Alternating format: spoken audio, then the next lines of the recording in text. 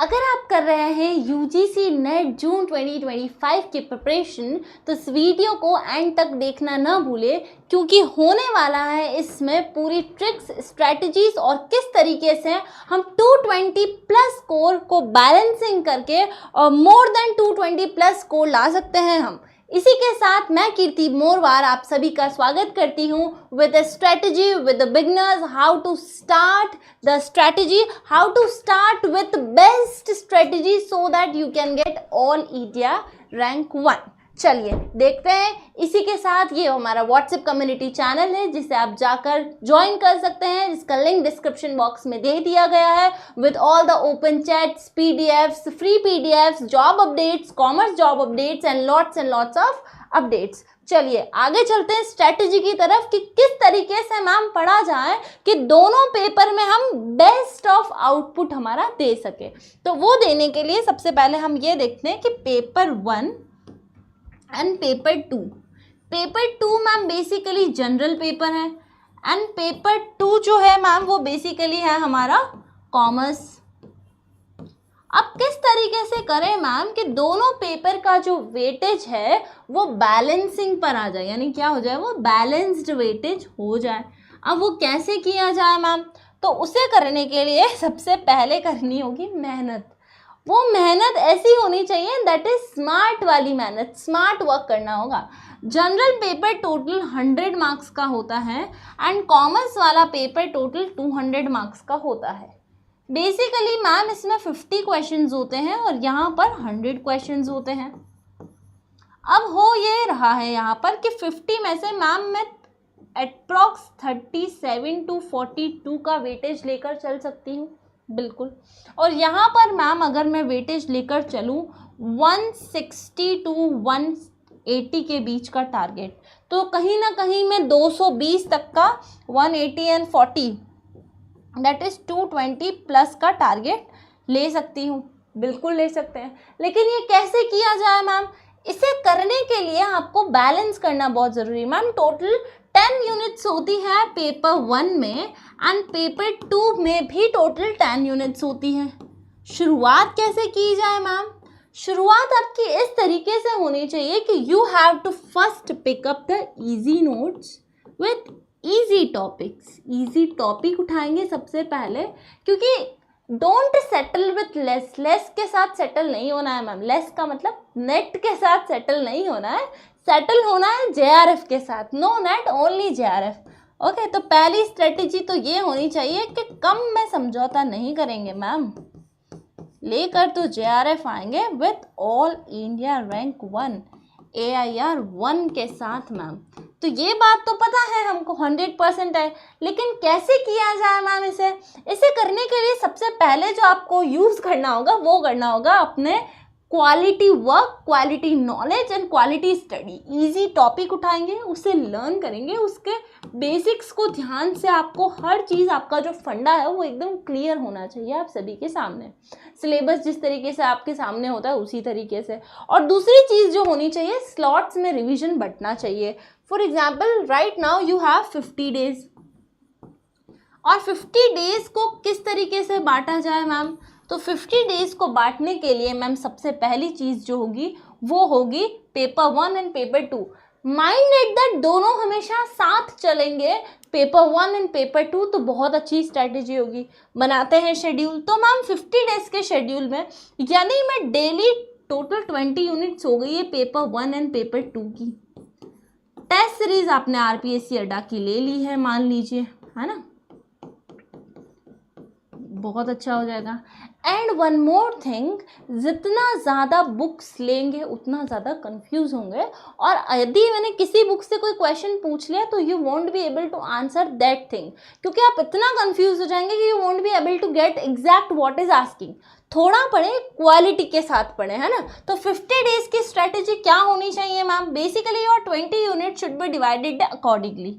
10 दिन तो आप सलंग अलग निकाल दीजिए, 10 डेज एंड 5 डेज और अलग निकाल दीजिए। मैम ये 5 डेज किस खुशी के, ये आपकी छुट्टी के दिन है ना, this is your holidays. Because कहीं ना कहीं everybody gets 2 days sick, 1 day sick, ऐसे करके 5 days आर ब्रोकन। अब क्या बच रहा है मैम, 10 डेज। 10 डेज लास्ट के जो रहेंगे that is should be based on only mocks. ठीक है मैम, बचे कितने, 15 days has been over and 35 days are still left. 35 days में से आपके पास 35 दिन में से आप 20 दिन 20 days should be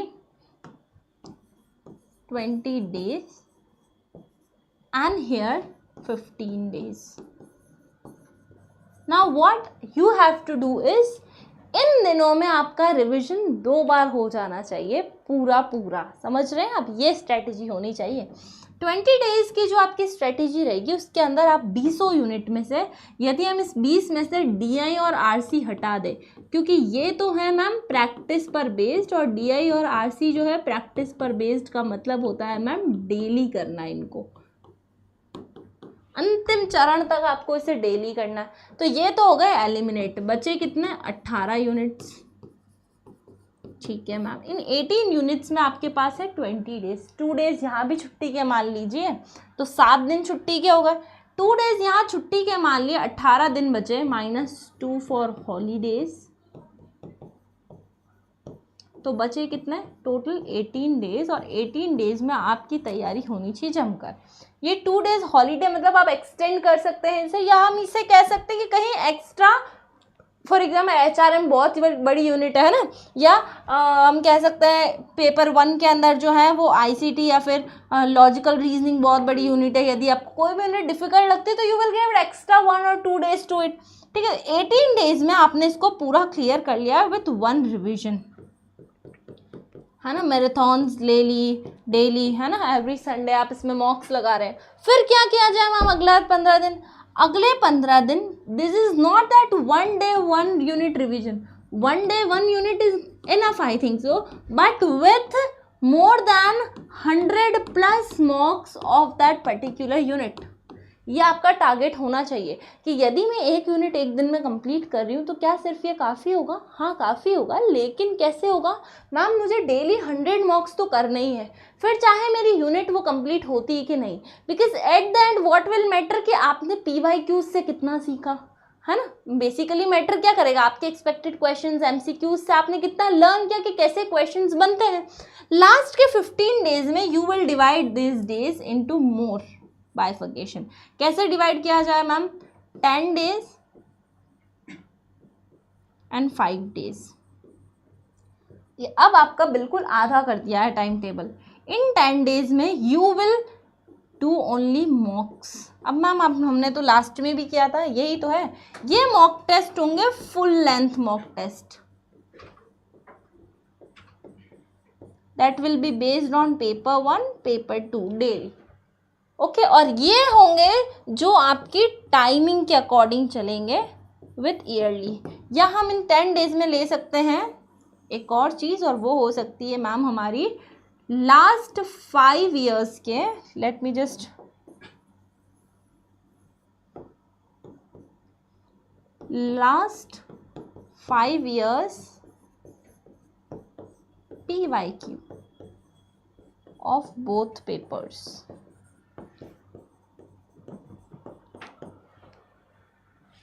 okay ma'am, 5 years plus भी हो सकते हैं if you are in comfortable. ठीक है, and 5 days you will get holiday and at last you will be doing timing full length mock test.